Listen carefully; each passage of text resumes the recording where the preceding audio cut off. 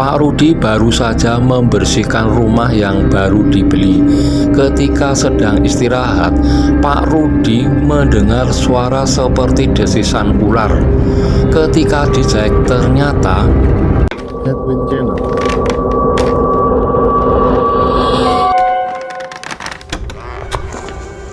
Halo semuanya, selamat datang di Bilik Horor, channel yang menyajikan tentang cerita-cerita seputar dunia horor. Mari kita bersama-sama menjelajahi kisah-kisah misteri horor yang mungkin membuat bulu kuduk merinding. Jangan lupa berlangganan dengan tekan tombol subscribe untuk pengalaman horor yang tak terlupakan. Ya, assalamualaikum teman-teman semuanya. Kali ini Bilik Horor akan mengangkat cerita kisah nyata, itu tentang misteri kepala ular di rumah yang baru. Nah, cerita ini saya dapatkan dari seorang teman yang merenovasi rumah Rudi yang saya sebutkan di intro di depan. Nah, bagaimana cerita selengkapnya? Sebelum kita lanjut, teman-teman yang baru datang di channel Bilik Horor, silahkan tekan tombol subscribe agar channel ini bisa berkembang dan bisa menyuguhkan cerita-cerita horor yang bisa membuat bulu kuduk merinding. Oke, tidak lama-lama lagi kita mulai ceritanya. Jadi cerita ini saya dapatkan dari teman saya yang menjadi tukang bangunan ya. Teman saya ini suka merenovasi rumah-rumah ya, rumah-rumah yang gentingnya bocor, atapnya bocor dan lain sebagainya. Kemudian Pak Rudi ini kan mendapatkan warisan dari orang tuanya hasil penjualan tanah terdampak jalan tol. Kemudian bapaknya Pak Rudi, ini namanya Pak Budiman, kemudian sama istrinya Pak Rudi berembuk, kira-kira uang itu mau diapakan. Kemudian mereka bertiga itu sepakat bahwa uang itu akan dibelikan rumah. Nah, kemudian Pak Rudi ditugasi untuk mencari rumah yang akan dipakai. Kemudian Pak Rudi keluar masuk agen properti untuk mencari rumah yang cocok. Ternyata Pak Rudi beserta keluarga itu tidak ada yang cocok dengan listing-listing properti yang ada di broker-broker properti. Kemudian Pak Rudi jalan sendiri ya, ke sana kemari, masuk ke perumahan menanyakan apakah ada rumah yang akan dijual. Kemudian Pak Rudi itu menemukan suatu produk properti rumah ya, rumahnya cukup luas, kemudian disitu dijual. Kemudian Pak Rudi menghubungi rumah tersebut, menghubungi pemilik rumah tersebut, namanya Pak Tony ya. Kemudian mereka sepakat untuk bertemu di rumah tersebut dan Pak Rudi akan mensurvei rumah yang ada di dalamnya. Istrinya tidak diajak karena istrinya punya anak kecil, jadi istrinya ini baru melahirkan. Kemudian Pak Rudi masuk ke rumah, kemudian semua difoto. Setelah difoto, kemudian diserahkan ke orang tuanya Pak Budiman sama istrinya untuk dilihat-lihat. Nah, kemudian setelah melihat foto-foto itu, Pak Budiman itu mensurvei rumah yang difoto tadi. Ternyata itu cocok.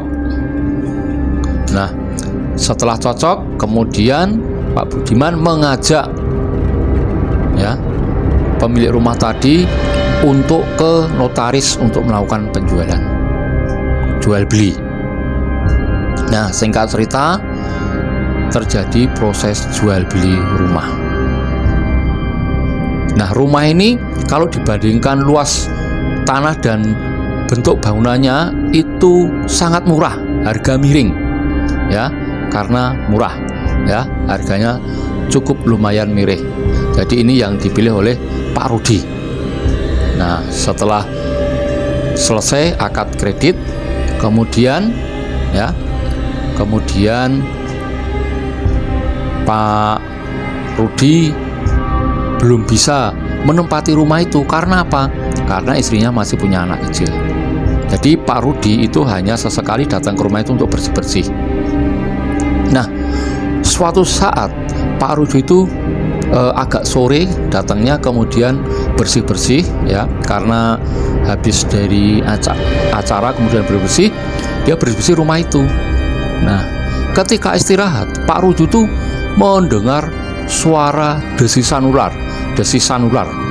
Otomatis Pak Rudi membawa tongkat kayu yang ada di sampingnya, yang disandarkan di tembok, untuk mencari keberadaan ular itu. Nah, kalau ketemu mau diusir pakai tongkat kayu itu. Tetapi dicari dimanapun, di sudut-sudut ruangan itu tidak ada. Di taman juga tidak ada. Di gorong-gorong di luar juga tidak ada. Nah, setelah dicari tidak ada, kemudian suara itu tidak ada, kemudian Pak Rudi pulang. Sesampai di rumah, Pak Rudi bercerita pengalamannya itu dengan Pak Budiman ayahnya. Dia tidak berani cerita ke istrinya, nanti istrinya ketakutan. Pak Rudi bilang ke Pak Budiman, "Pak, ya, tadi ketika saya bersih-bersih di rumah itu ada desisan ular, tapi tak cari-cari nggak ada." "Ah, yang betul loh, jangan-jangan kamu halusinasi aja." "Bener, Pak." "Oke, kalau gitu besok kalau pas bersih-bersih saya coba mau ikut ke sana." "Oke, Pak." Kemudian waktu itu Pak Budiman sama Pak Rudi ke rumah itu agak sore dan hujan lebat. Akhirnya dia memutuskan untuk tidur di rumah itu. Ya, di situ memang sebelumnya Pak Rudi sudah nyicil membawa kasur, jadi bisa tidur. Nah, ketika malam tiba, Pak Budiman tidur, itu Pak Budiman itu seperti bermimpi dikejar-kejar banyak ular. Ular tuh mau masuk ke rumah itu. Tapi Pak Budiman tidak terlalu terganggu dengan pikiran itu. Mungkin itu hanya pemikiran dia karena habis diceritain masalah desisan ular itu. Kemudian pagi harinya Pak Rudi ketika di kamar mandi itu ada yang manggil-manggil Pak Rudi. Setelah dibuka pintunya itu tidak ada yang manggil. Pak Budiman sendiri tidak memanggil. Kemudian Pak Budiman dan Pak Rudi berkemas-kemas untuk pulang, sambil di pikirannya itu penuh tanda tanya tentang peristiwa tadi malam dan tadi pagi. Nah, kemudian Pak Rudi sama Pak Budiman pulang, tapi tidak berani bercerita ke istrinya Pak Rudi dan istrinya Pak Budiman. Ini diam-diam saja.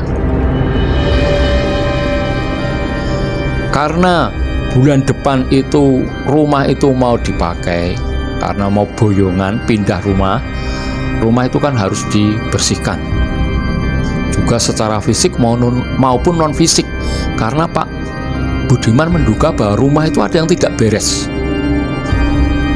Kemudian Pak Budiman memanggil tukang namanya Pak Ponidi, itu sudah sering renovasi rumah membetuli genteng-genteng yang bocor. Kemudian Pak Budiman sama Pak Rudi sama Pak Ponidi datang ke rumah yang baru. Kemudian Pak Ponidi mengecek semua sudut rumah, tidak ada yang rusak. Kemudian dia naik ke atap, siapa tahu ada genteng yang rusak.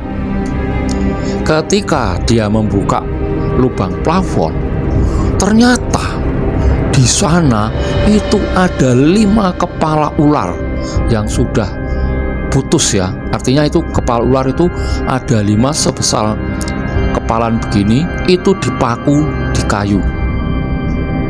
Dengan mulut ular tuh menganga. Itu. Kemudian Pak Ponidi info ke Pak Budiman dan Pak Rudi. Nah, kemudian mereka berembuk dan kebetulan ada tetangga yang datang ke situ. Nah, tetangga itu ternyata bercerita panjang lebar tentang situasi rumah itu. Ternyata pemilik rumah lama itu memelihara pesugihan. Bahkan anaknya pernah ditumbalkan sampai meninggal. Kemudian pemilik rumah ini karena mempunyai banyak utang ke bosnya, rumah itu disita sebagai jaminan atas utang-utangnya. Kemudian karena pemilik rumah tidak bisa mengembalikan utang, akhirnya sama bosnya dijual. Nanti sisa jual laku berapa, kemudian untuk melunasi utangnya, sisanya dikembalikan ke pemiliknya. Karena bosnya ini yang penting cepat laku, uangnya dia cepat kembali, akhirnya dijual murah. Nah, seperti itu ceritanya penjualan rumah. Kemudian Pak Pon itu juga baru tahu ternyata di rumah ini banyak penghuninya dan rohnya roh-roh jahat, termasuk kepala ular tadi. Kemudian Pak Budiman sama Pak Rudi akhirnya menghubung-hubungkan antara desisan ular, kemudian tentang banyak ular yang mau masuk. Ternyata itu ada hubungannya dengan kepala ular yang ada di atas. Kemudian ada suara-suara yang memanggil Pak Rudi ketika di kamar mandi. Itu juga menjadi pertanyaan, apakah suara panggilan itu ada hubungannya dengan ular tadi. Kemudian Pak Maulidi menyarankan lebih baik mencari orang pintar atau ustadz untuk mengusir ini. Rumah ini mau ditempati cucunya Pak Budiman, jadi rumah ini harus dibersihkan, baik secara fisik maupun non fisik. Kalau fisik ya dibersih-bersihkan, itu tugasnya Pak Ponidi. Kemudian kalau non fisik yang tidak kelihatan, Pak Ponidi tidak punya kemampuan seperti itu, ya sebaiknya cari ustadz. Kemudian Pak Budiman mengangguk, oh ya betul ya Pak ya, memang harus dibersihkan karena 2 atau 3 bulan lagi cucu saya mau menempati ini. Kalau posisi rumah seperti ini, jangan-jangan nanti cucu saya diganggu. Oke, kemudian Pak Budiman sama Pak Rudi sepakat untuk mencari ustadz. Dan Pak Ponidi mempunyai referensi ustadz untuk mengusir roh jahat di rumah itu. Akhirnya Pak Budiman, Pak Rudi, Pak Ponidi datang ke ustadz itu menceritakan semua yang terjadi di rumah itu. Kemudian ustadz bersama Pak Budiman, Pak Rudi, Pak Ponidi mendatangi rumah itu. Sesampai di rumah itu, Pak Ustadz langsung feelingnya jalan. Pak Ustadz punya feeling tajam. Wah, rumah ini banyak penghuninya Pak. Ini penghuninya banyak macamnya. Ada ular, ada jin dan sebagainya. Ini pemilik rumah pasti mempunyai pesugihan. Kemudian Pak Budiman mengiyakan karena tadi ada tetangga yang cerita kalau pemilik rumah ini punya pesugihan, bahkan anaknya menjadi tumbal. Kemudian Pak Ustadz minta waktu untuk mempersiapkan dirinya untuk mengusir ini, karena tidak bisa begitu saja mengusir, butuh persiapan. Kemudian Pak Ustadz minta waktu 1 hari 1 malam. Kemudian malamnya Pak Ustadz berdoa meminta petunjuk dan perlindungan dari Yang Maha Kuasa agar Pak Ustadz besok akan menjalankan tugas yang sangat penting, mengusir banyak roh jahat, tidak hanya 1 tapi banyak. Kemudian paginya Pak Ustadz, Pak Budiman, Pak Rudi sama Pak Ponidi datang ke situ. Kemudian Pak Ustadz mulai mempersiapkan diri, mulai berdoa. Kemudian dia minta alat khusus untuk mencabut 5 kepala ular di atas. Ketika proses pencabutan itu terdengar suara desisan ular yang sangat keras sekali. Semakin keras desiran, semakin kuat Pak Ustadz ini berdoa. Akhirnya setelah sesi berdoa selesai, kepala ular berhasil dilepas. Desisan ular itu pergi, tidak ada. Kemudian kepala ular itu kemudian dibakar. Kemudian abunya ditaruh di depan rumah, dipendam. Dan Pak Ustadz itu melihat rumah ini banyak roh jahatnya, ini baru satu. Kemudian Pak Ustadz minta waktu lagi, harus mempersiapkan diri. Kemudian Pak Budiman setuju, Pak Rudi setuju, Pak Rudi setuju. Yang penting kepala ularnya sudah pergi. Nah, kemudian keesokan harinya Pak Budiman, Pak Rudi, Pak Ponidi datang lagi. Dia mengusir roh jahat yang lain. Pak Ustadz bilang, Pak Budiman, ini masih ada beberapa makhluk yang tidak kelihatan yang masih banyak di sini. Ini akan saya selesaikan hari ini. Saya mohon bantuannya Pak Budiman, Pak Rudi, Pak Ponidi juga berdoa agar usaha saya ini bisa berjalan lancar dan makhluk-makhluk ini bisa terusir. Kemudian Pak Rudi menyela sebentar, Pak Ustadz, ketika saya mandi di pojokan sana itu ada yang memanggil-manggil saya. Ya, itu adalah salah satu makhluk yang menghuni ini. Jadi pemilik rumah itu mempunyai pesugihan banyak sekali yang dibawa ke rumah ini. Ada ular, ya. Nah, ini yang makhluk ini adalah semacam makhluk jadi-jadian, ya, seorang ibu-ibu, ya.